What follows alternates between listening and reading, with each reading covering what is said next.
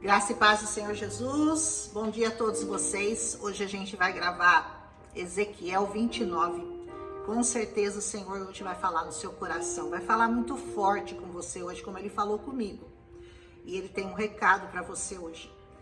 Ele quer uma única coisa da nossa vida. Ele quer uma única coisa de cada um de nós. Que nós saibamos que Ele é o Senhor das nossas vidas. Muitas vezes a gente não entende por que Deus permite tanta desgraça, por que Deus permite tragédias na vida das pessoas, por que Deus permite pestes nesse mundo, por que Deus permite guerras. E aqui tem uma explicação muito clara do que Deus realmente quer e espera de cada um de nós. Ele quer que no meio da desgraça, no meio da tragédia, no meio da angústia, no meio da depressão, nós saibamos que Ele é o Senhor, que Ele domina, que Ele criou tudo e que Ele é o dono de tudo. O que Ele vai fazer aqui nesse capítulo com o Egito do faraó é para que eles soubessem, porque eles cresceram na arrogância deles e eles disseram: o Nilo é nosso, esse rio é nosso, como se eles tivessem feito aquele rio. E Deus diz a eles: eu vou permitir que vocês sejam arrasados, que vocês sejam arrancados da sua terra por 40 anos. Cadáveres vão ficar espalhados pela terra, para que vocês saibam de uma única coisa, que eu sou o Senhor. Eu tenho absoluta convicção que muita coisa, muita desgraça poderia ser evitado nessa terra, poderia ser evitado na sua vida, se você reconhecesse que Ele é o Senhor da sua vida. Tudo, muita coisa poderia ser evitada, porque a partir do momento que Ele é o Senhor da sua vida, você começa a obedecê-lo, você começa a fazer conforme a vontade dEle, conforme os decretos dEle, conforme a obediência às leis e à palavra dEle. E daí sabe o que acontece? A sua vida melhora.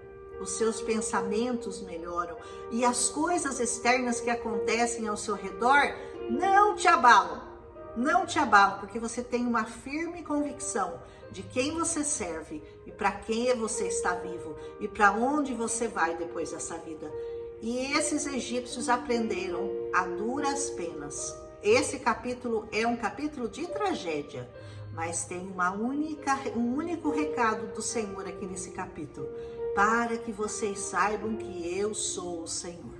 Eu vou ler algumas partes para você, e isso aconteceu no 12º dia do 12º mês do 10º ano do exílio. 10º ano do exílio veio essa palavra para o profeta Ezequiel: filho meu, vire o seu rosto contra o faraó, rei do Egito.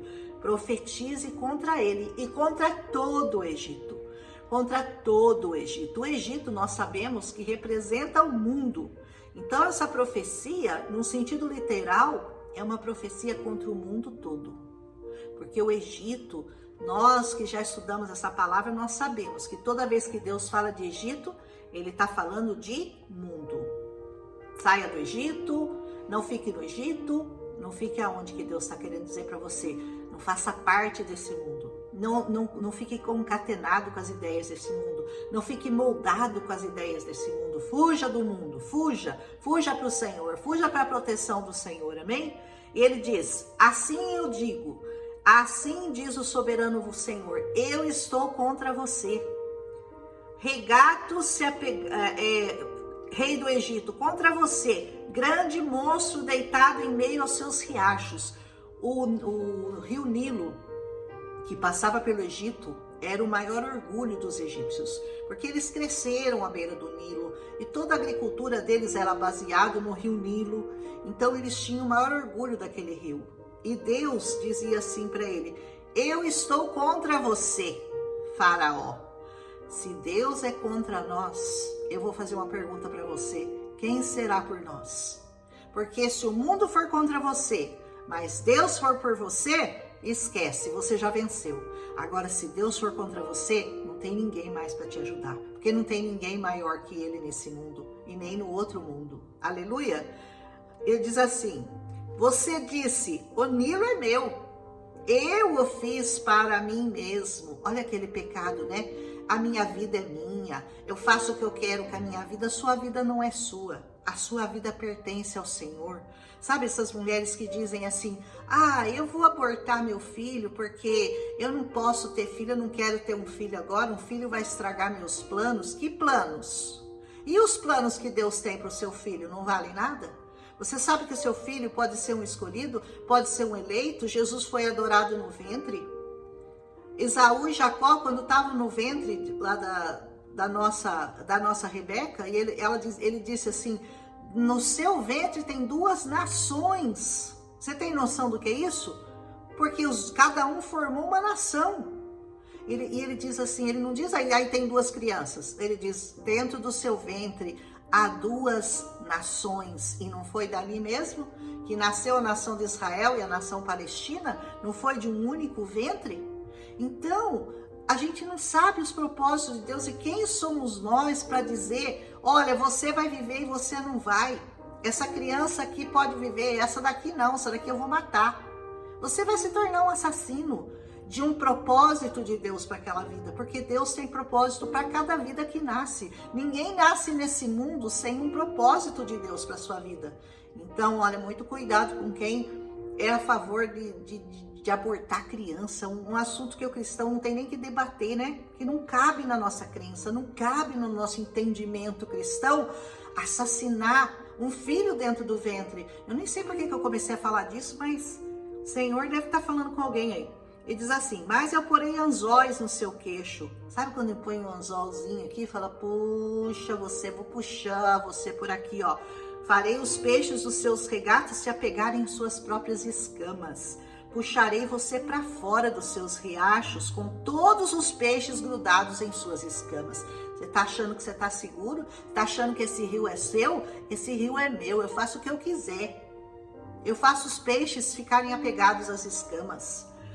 Eu deixarei você no deserto, você e todos os peixes dos seus regatos. Vai tudo virar deserto. Você cairá num campo aberto, você não será recolhido nem sepultado. Sabe quando a morte é tão generalizada que não tem quem sepulte os mortos? É assim que o Senhor diz que vai terminar tudo. É assim que o Senhor fala do fim do mundo, que tudo vai valer nada e não vai ter nem quem enterre os mortos num tempo de muita tragédia. E tudo isso por quê? Porque você tem que reconhecer que Deus é Deus. É a única coisa que Ele está exigindo, Ele não está pedindo, Ele está exigindo de nós. Reconheça seu Deus como Senhor da sua vida. Ou você vai ter que passar por essa tragédia do Egito aqui, para você reconhecer que Ele é Senhor. Na tragédia não dá mais tempo. Você já está com a vida tão destruída que você não sabe nem por onde começar a reconstruir a sua vida. Então não espere a tragédia chegar. Corra para o Senhor. Ele está falando com você hoje, Ele está te explicando o que você tem que fazer. Está te dando o caminho das pedras. O caminho é Jesus. A verdade é Jesus. A vida é Jesus. Amém? Vou continuar aqui. Então todos os que vivem no Egito saberão que eu sou o Senhor. Só isso que vocês vão saber. Tudo que eu permitir, tudo que eu vou fazer, tudo que eu vou deixar acontecer com vocês, tem uma única razão. Saibam que eu sou o Senhor. Ponto final. Você tem sido um bordão de junco para a nação de Israel. Quando eles pegaram com as mãos, você rachou, rasgou os ombros deles. Quando eles se apoiaram em você, você se quebrou e as costas deles sofreram torção. Sabe o que aconteceu? Israel pediu auxílio para o Egito. Eles tentaram se aliar com o exército egípcio para lutar contra os babilônios, mas o Egito os abandonou. Ou seja, o junco dobrou, não serviu para apoiar Israel. Portanto, assim diz o Senhor: trarei uma espada contra você, matarei seus homens e seus animais. Vai matar tudo, não vai sobrar nada.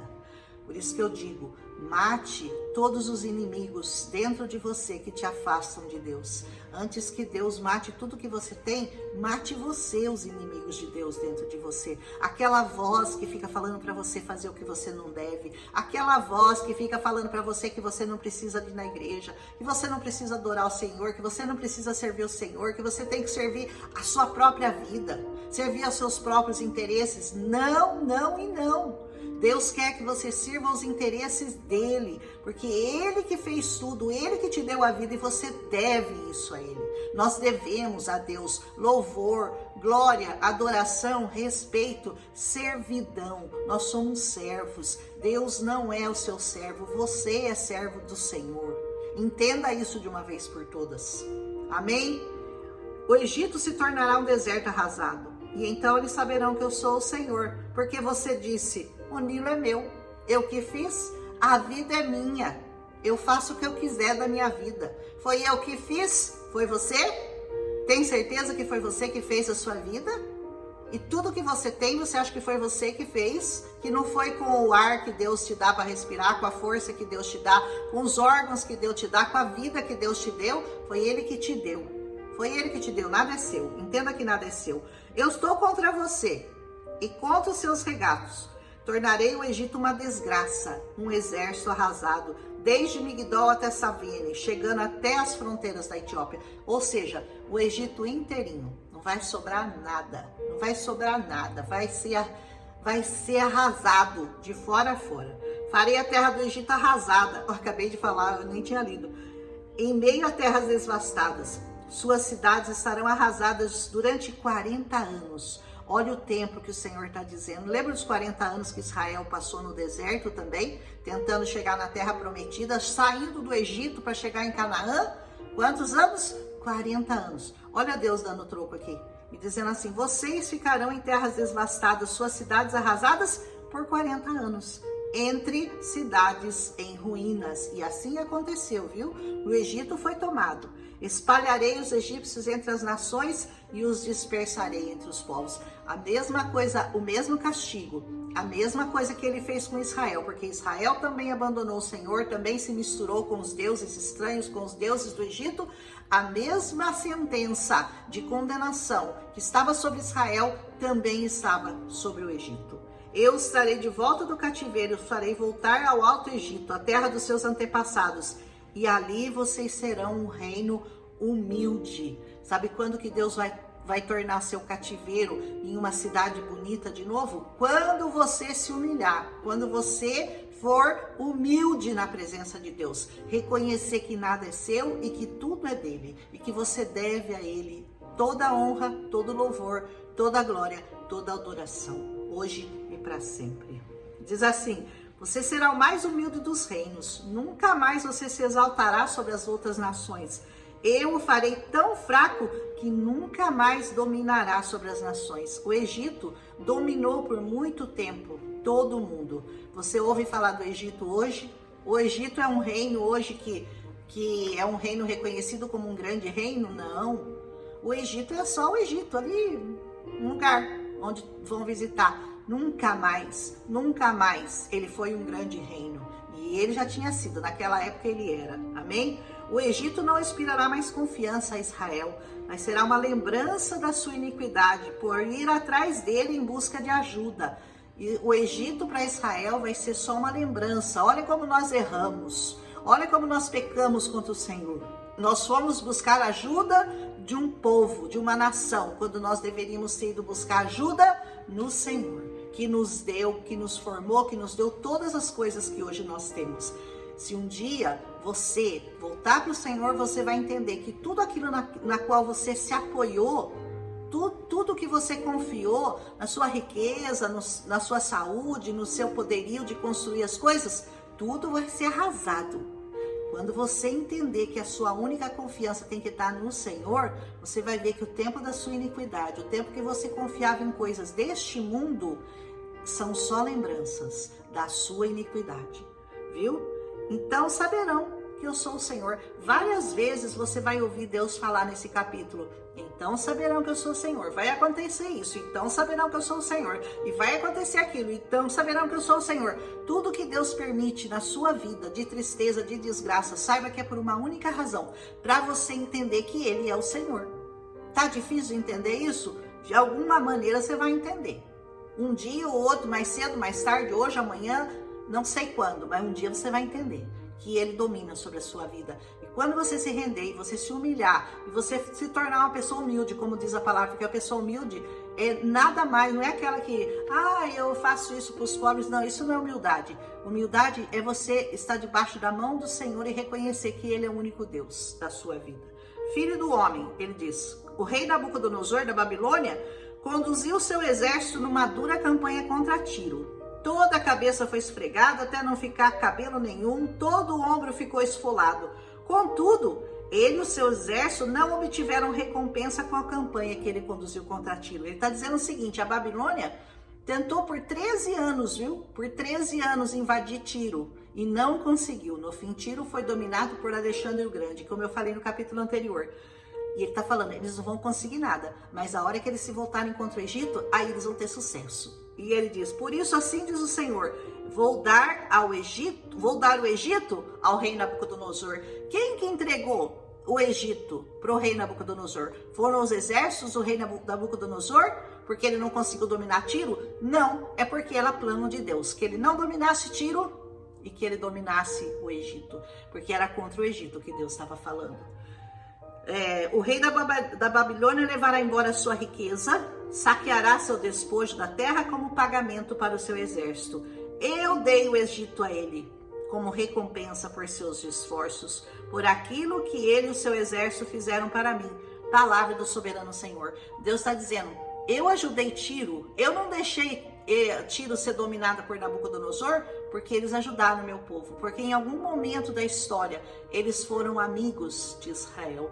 Deus recompensa aqueles que são amigos do seu povo. Nunca se esqueça disso. E a recompensa é sempre muito boa. Naquele dia farei crescer o poder da nação de Israel e abrirei a minha boca no meio deles. Então eles saberão que eu sou o Senhor. Ponto final. Israel vai reconhecer que Deus é o Senhor. Tiro vai reconhecer que Deus é o Senhor. Egito vai reconhecer que Deus é o Senhor. E você, já reconheceu que Deus é o Senhor? Fica com essa palavra hoje em nome de Jesus. Um abraço.